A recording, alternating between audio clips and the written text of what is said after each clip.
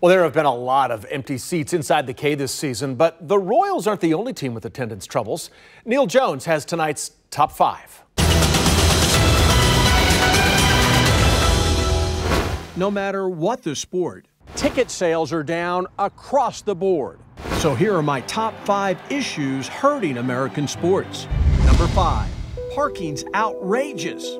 If you're paying at the gate, Chiefs parking is $60 per vehicle. With 22,000 parking spaces, that adds up to a lot of money. In other words, this is a cash cow that is not going away. Number 4, crazy starting times that are killing college football fans. And it would kill you if you had to get up at 6 a.m. in order to make it to an 11 o'clock game. But the TV networks set the schedule. And with our local schools cashing in huge checks from their TV contracts, it's not going to change. Number 3, pace of play. That's a polite way of saying that these games are way too long. Baseball shouldn't last nearly 4 hours, but it does. And only 15 minutes of that is game action. The rest of it's just players scratching and spitting. And college football games that used to last 2.5 hours now go almost 4. That's worse than the Chiefs' defense.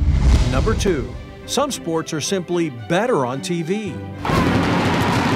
Hey, I love going to games, but there's almost no way to keep up with a NASCAR race or a golf tournament when you're on site. Saturday night, I was trackside, didn't catch the way Clint Boyer was cut off by that weasel, Eric Jones. And trust me, he is a weasel. But TV had all of it.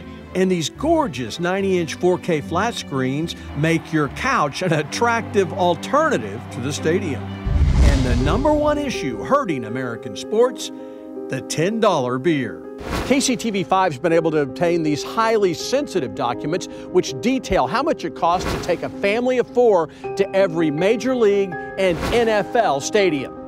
Okay, these are actually just from off the internet, but you get the idea.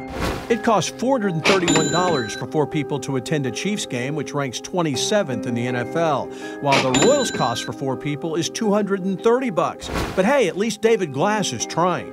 He proposed selling an inexpensive hat at the stadium so that families could buy every child a Royals hat. But baseball's so-called experts said no to that idea. They said if you had an $8 hat, nobody would buy the $38 version.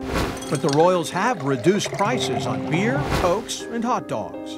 Which is pretty much my entire diet.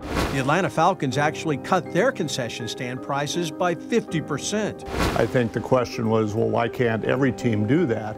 Jim Fisher managed concessions at both Kauffman and Arrowhead Stadium. When you look at trying to lower pricing, you're looking at teams and companies that have long-term deals, and it's very difficult to go back in and undo those deals. And as prices go up, the attendance will continue to trend down. I'm Neal Jones, and those are my top 5 problems facing sports.